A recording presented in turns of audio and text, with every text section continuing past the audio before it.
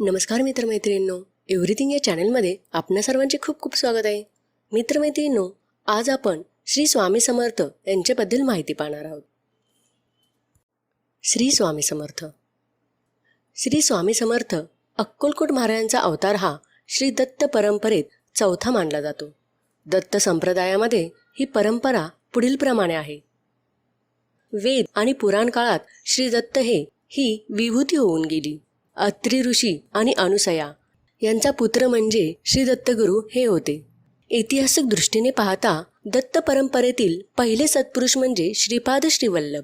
पूर्वेकडील प्रांतांत पिठापूर येथे 14व्या शतकात त्यांचा जन्म झाला. त्यांनी आपला अवतार संपविताना पुन्हा भेटेन असे अभिवचन भक्तांना दिले आणि त्याचप्रमाणे तेच पुढे नृसिंह सरस्वती या नावाने कारंजानगर येथे कारंजा वराड जन्मास आले. त्यांचा अवतार कार्याचा कालावधी इसवी सन 1378 ते 1458 हा आहे. त्यांनी गाणगापूर येथे श्रीपाद श्री वल्लभांच्या पादुकांची स्थापना केली. इसवी सन 1457च्या सुमारास ते श्रीशैल यात्रेच्या वेळी कर्दळी वनातून गुप्त झाले आणि त्यानंतर सुमारे 300 वर्षांनी कर्दळी वनातून ते पुन्हा प्रकट झाले. तेच स्वामी समर्थ अक्कलकोट महाराज होत. ऐतिहासिकदृष्ट्या ते तिसरे सत्पुरुष असून दत्तांचा विभूतिमत्वांचा ते चौथा अवतार मानले जातात. श्रीदत्त संप्रदायात जनार्दन स्वामी, एकनाथ, दासोपंत, माणिक प्रभू, नारायण महाराज, जालवणकर, चिंदबर दीक्षित, वासुदेवानंद सरस्वती उर्फ टेंबे स्वामी अशी अनेक थोर सत्पुरुष होऊन गेले. श्री स्वामी समर्थांनी स्वतःच मूळ पुरुष वडाचे झाड दत्तनगर हे वस्तीस्थान आणि नाव नृसिंहभान असे भक्तांना सांगितल्याने दत्त संप्रदायात श्री स्वामी महाराजांचे स्वरूप हे दत्तांचे चौथे अवतारित्व मानण्यात आले. त्यामुळे दत्तभक्त हे स्वामी भक्त झाले. श्री दत्तात्रयांचे तिसरे अवतार म्हणून अक्कलकोटचे श्री स्वामी समर्थ मानले जातात. आपल्या अवतार समाप्तीच्या वेळी श्री नृसिंह सरस्वती श्रीशैल्य येथून कर्दळी वनामध्ये गेले. तेथे ते तपश्चर्याला बसले. मध्ये 3.5 वर्षे गेली. त्याभोवती वारूळ तयार झाले. एके दिवशी एक लाकूड तोडताना त्याचा घाव चुकला आणि तो वारुळावर लागला. त्या वारुळातून श्री स्वामी समर्थ प्रकट झाले. असे सांगितले जाते, लाकडे तोडताना कोराडीचा घाव वारुळावर बसला व तो श्री स्वामी समर्थांच्या मांडीवर लागला. श्री स्वामी समर्थ समाधीतून जागे झाले. तो कोराडीचा वार त्यांनी मांडीवर स्पष्ट दिसत असे. श्री स्वामी समर्थ तेथून श्री काशी क्षेत्री प्रकट झाले. तेथून गंगा काठाने कलकत्ता, जगन्नाथपुरी मार्गाने गोदावरी तीरावर आले. प्रथम श्री स्वामी समर्थ मंगळवेढे ग्रामी प्रकट झाले. ते रानात वास्तव्य करीत क्वचित गावात येत. गावात एक ब्राह्मण कुटुंब होते. ते श्री स्वामी समर्थ महाराज आले की भोजन देत. मंगळवेढे येथील वास्तव्यानंतर श्री स्वामी समर्थ पंढरपूर, माहुळे, सोळापूर या ठिकाणी वास्तव करून श्री अक्कलकोट येथे आले. त्यावेळी 3 दिवस स्वामींनी अन्न ग्रहण केले नव्हते. चोळप्पा यांनी स्वामींना आपल्या घरी नेले व त्यांना भोजन दिले. त्यावेळेपासून श्री चोळप्पा स्वामींचे एकनिष्ठ शिष्य झाले. चोळप्पांच्या घरातील मंडळी त्यांना एक वेडा घरात आणून ठेवला आहे असे म्हणत श्री स्वामींच्या दिव्यत्वाची प्रचिती अक्कलकोट येथील मंडळीस येऊ लागली व लोक स्वामी दर्शनास येऊ लागले. राजेसाहेब भोसले यांचीही स्वामींवर दृढ भक्ती होती. श्री स्वामी समर्थ राजवाड्यात कधी कधी जात व एखाद्या वेळी त्याच राजवाड्यात 4-4 दिवस मुक्कामी असे. अक्कलकोट येथे स्वामी महाराज प्रकट आले. ते खंडोबाच्या देवळातील कठ्ठ्यावर स्थानापन्न झाले. हे खंडोबाचे देऊळ सध्याच्या एसटी स्टँड समोर आहे. तेथून पुढे वटवृक्षाखाली येऊन त्यांनी तपसाधना केली. बालोन्मत्त पिशाच्य वृत्तीचे ते सिद्ध पुरुष होते. आपल्या वास्तव्यात त्यांनी अनेक विध चमत्कार केले. राजापासून रंकापर्यंत अनेकांवर प्रेमांचा वर्षाव केला. आपण यजुर्वेदी ब्राह्मण, गोत्र काश्यप, रास मीन असल्याची माहिती त्यांनी स्वतःच सांगितली आहे. शिष्यद्यप्प श्री बाळप्पा व श्री चोळप्पा यांच्यावरही त्यांनी कृपा केली. श्री स्वामी समर्थांची कांती दिव्य तेजपुंज होती. शरीराचा वर्ण गोरा होता. ते अजनाबाहू होते. तेथून स्वामींनी संपूर्ण देशात सर्वत्र भ्रमण केले. विविध ठिकाणी ते विविध नावांनी प्रसिद्ध होते. नंतर ते मंगळवेढ्यात आले. त्यानंतर ते अक्कलकोट या ठिकाणी आले आणि शेवटपर्यंत तेथेच होते. सर्वसामान्य भाविक भक्तांना त्यांनी आपलेसे केले. सर्व जातीपातीचे, बहुजन समाजाचे आणि धर्माचे लोक त्यांच्या भोवती गोळा झाले. त्यांचे बाह्य आचरण काही वेळा बालक भावाचे असे, तर काही वेळा अतिशय रुद्र असे. त्यांनी अनेकांचा अहंकार दूर केला, अनेकांना सन्मार्गाला लावले. ज्याचा जसा अधिकार त्याचप्रमाणे त्याच्यावर कृपा केली. निर्भीडता, स्पष्ट वक्तेपणा आणि आत्मीयता यामुळे लाखो भक्तांना त्यांनी आपलेसे. त्यांच्या कार्यकाळात देशात इंग्रजांचा अंमल होता. इंग्रज शासनांच्या वरवंट्यामध्ये जनता भरडत होती. तिचा आत्मसन्मान त्यांनी जागृत केला. त्याच्या भक्तामध्ये हिंदूप्रमाणेच मुसलमान, ख्रिश्चन इत्यादी धर्माचे लोकही सामील होते. त्यांच्याभोवती मोठा शिष्य परिणाम तयार झाला होता. प्रत्येक शिष्याला त्यांनी त्यांच्या त्यांच्या क्षमतेनुसार कार्य दिले आणि परंपरेची पताका दिली. श्री स्वामी समर्थांच्या विविध शिष्यांद्वारे श्री स्वामी समर्थ परंपरेचा विस्तार फार मोठ्या प्रमाणावर झालेला आहे. यातील प्रमुख शिष्य कोल्हापूरचे कुंभार स्वामी, पुण्याचे बिडकर महाराज, मुंबईचे शीतांत महाराज, आळंदीचे नृसिंह सरस्वती, श्री शंकर महाराज, श्री वामन बुवा, श्री गुलाबराव महाराज, श्री केळकर बुवा, श्री स्वामी सूत, श्री आनंद भारती, श्री गजानन महाराज, श्री मोरे दादा, श्री आनंदनाथ महाराज हे आहेत. या शिष्यांनी विविध ठिकाणी श्री स्वामी समर्थांचा मठ स्थापन केला आहे. तसेच श्री स्वामी मंदिरे आणि सेवा केंद्रे सुरू केली आहेत. श्री नृसिंह सरस्वती ज्या कर्दळी वनात श्री स्वामींचे अवतारित्व प्रकटले. आपण कुठून आला या प्रश्नाला उत्तर देताना श्री स्वामींनी सांगितले, प्रथम आम्ही कर्दळी वनातून निघालो. पुढे फिरत फिरत कलकत्ता वगैरे शहरे पाहिली. बांगलादेश हिंडून काली देवीचे दर्शन घेतले. गंगा तटाकांचे फिरत फिरत हरिद्वार व केदारेश्वर पाहिले. पुढे आम्ही गोदाट टाकात आलो. गोदावरीचे स्नान करून हिंडत हिंडत हैदराबादेस गेलो. तेथे काही दिवस राहून नंतर पंढरपूर, बेगमपूर इथे जाऊन हिंडत मोहोळास आलो. तेथून सोलापुरास आलो. तेथे काही महिने राहून अक्कलकोटात आलो. तो इथेच आहे. स्वामी महाराज मंगळवेढ्यात प्रकटले. या विषयाचा ऐतिहासिक संदर्भ चरित्रकारांनी नोंदविला आहे. शके 1760 स्वामी जगदुधार्थ प्रकटले मंगळवेढ्यात, साक्षात दत्त अवतारे. तेथून माणिक प्रभूंच्या भेटीनंतर श्री स्वामी समर्थ हे अक्कलकोटात शके 1779च्या आरंभीत आले. श्रीमंत मालोजीराजे त्यावेळी नुकतेच राज्यपदारूढ झाले होते. त्यांनी स्वामींच्या चरणी अपार श्रद्धा होती. श्री स्वामी समर्थांचे प्रकट वास्तव्य एकूण 40 वर्षे असून त्यातील 21 वर्ष त्यांनी अक्कलकोट येथे वास्तव्य केले. अक्कलकोट येथील त्यांच्या वास्तव्यात त्यांनी दत्त संप्रदाय बराच वाढवला. एकदा कलकत्त्याचे एक इंग्रज बॅरिस्टर व एक पारशी गृहस्थ त्यांच्या दर्शनास आले असता, आपण येथे कुठून आलात असा साहेबांनी भीत त्यास प्रश्न विचारला. तेव्हा स्वामींनी उत्तर दिले ते असे, प्रथम आम्ही कर्दळीवनात निघालो. पुढे फिरत हरिद्वार, केदारेश्वर अशा प्रकारे ते कुठे कुठे गेले हे सर्व सांगितले आणि शेवटी ते अक्कलकोटात आले. अक्कल से खुदा पछानना या बोधवाचनांनी लोकांनी स्मृती राहावी म्हणून काय स्वामी अक्कलकोटात येऊन प्रकट झाले असा कोटीक्रम कोणी करतात व त्यास त्यांचा चरित्रातील एका गोष्टीचा दाखल देतात. एकदा कोणी एक मोगलाईतील श्रेष्ठ दर्जाच्या सय्यदाने स्वामींच्या मठाशी येऊन क्योजी या अक्कलकोट स्वामी का आहे असे विचारले. तेव्हा त्या स्वामींनी नेहमीच्या फटकळ भाषेत उत्तर दिले, स्वामी बैठे पर स्वामी तो अक्कलकोट में है, हाँ क्या देखता है. या स्वामींच्या उत्तराने तो सय्यद समजावायचे ते समजून एकदम तटस्थ झाला. घटकाभर त्याची उभ्या उभ्याच समाधी लागल्याप्रमाणे दिसू लागले. त्यानंतर तो पूर्वस्थितीवर आल्यावर त्यांनी मुक्तकंठाने स्वामींचे स्तोत्र गायले व आजपर्यंत अनेक साधने केली, पण हा आनंदानुभव मिळाला नाही. अनेक अवलियास यापूर्वी पाहिले, पण आज साक्षात खुदाचे दर्शन झाले. अरे उसीलिए अक्कल के अंदर हृदय में साहिब को सच्चा देख लिया, सब जन्म का सार्थक हुआ, पलक में दरिया माफक हो गया, किस्मत की बात है मैं आपका बंदा हूँ इत्यादी धन्योद्गार काढले. त्यानंतर श्री गुरूंचे निवासस्थान अक्कलकोट किंवा प्रज्ञापुरी हेच योग्य असे स्वामींचे भक्त म्हणू लागले.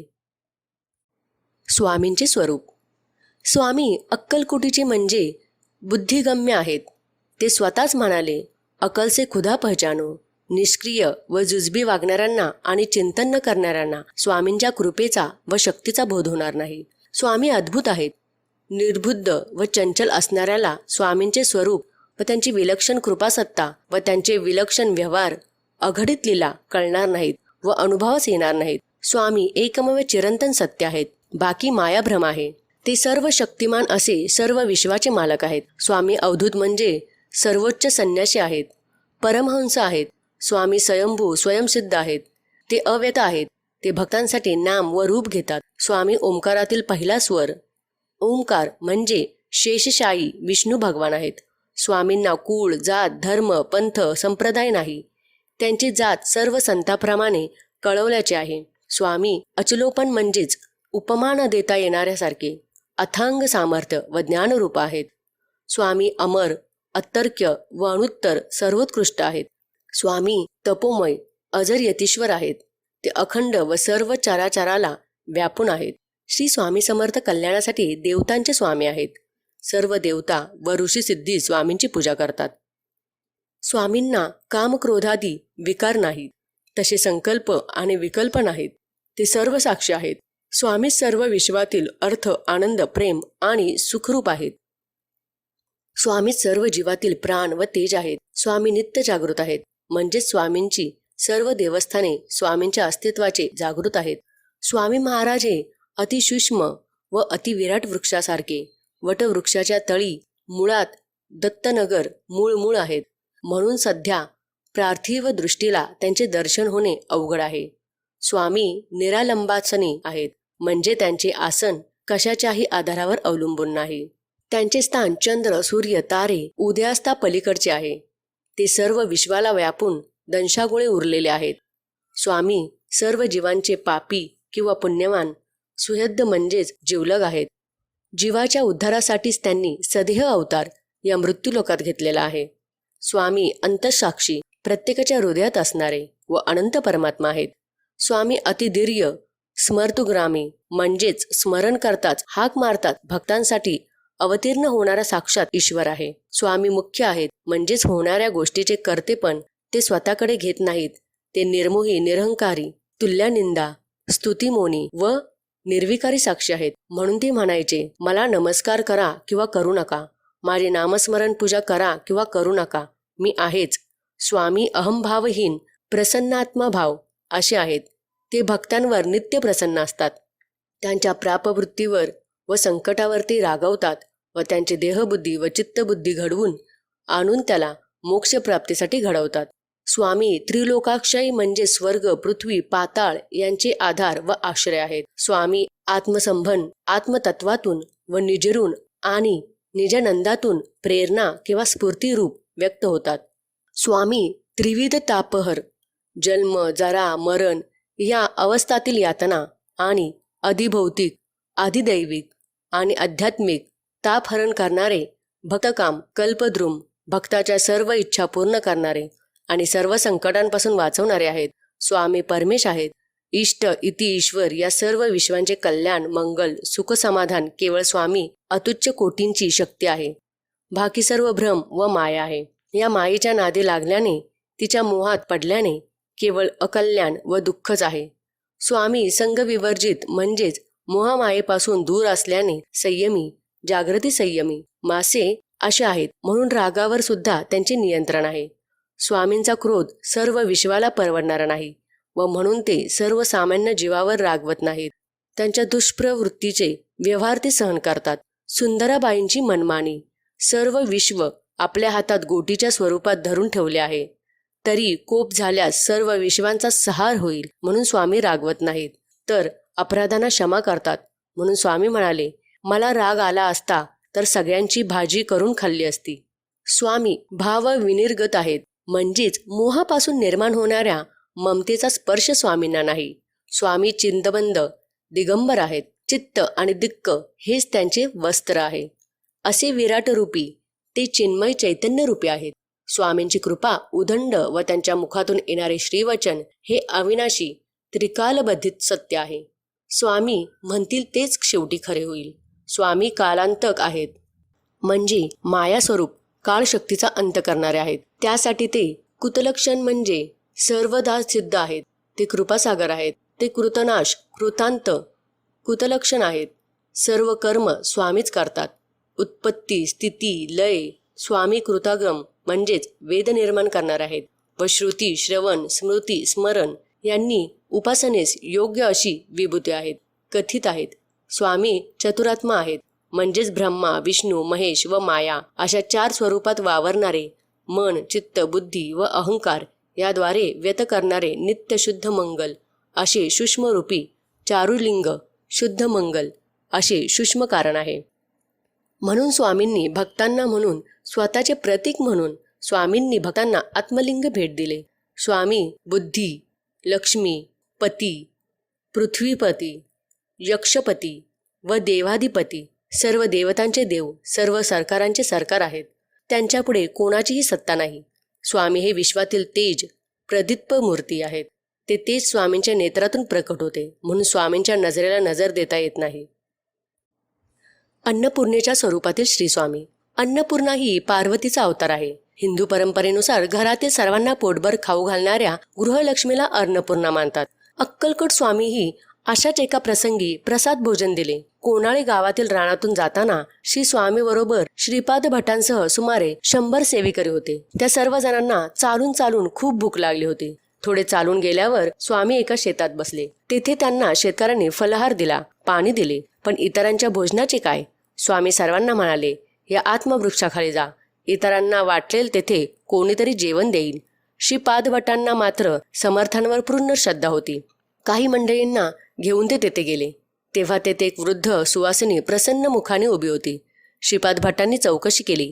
तेव्हा महिला म्हणाली, आज आमच्यापैकी बरीच मंडळी येथे भोजनास येणार होती, पण अजून ती आलीच नाही. आता सूर्यास्त होत आला, त्यामुळे तुम्ही हे सर्व अन्न घेऊन जा. तिथे शिजवलेला सर्व स्वयंपाक श्रीपाद भटांना दिला. ते सर्व जेवण घेऊन श्रीपाद भट व अन्य भक्त स्वामींकडे जाण्यास निघाले.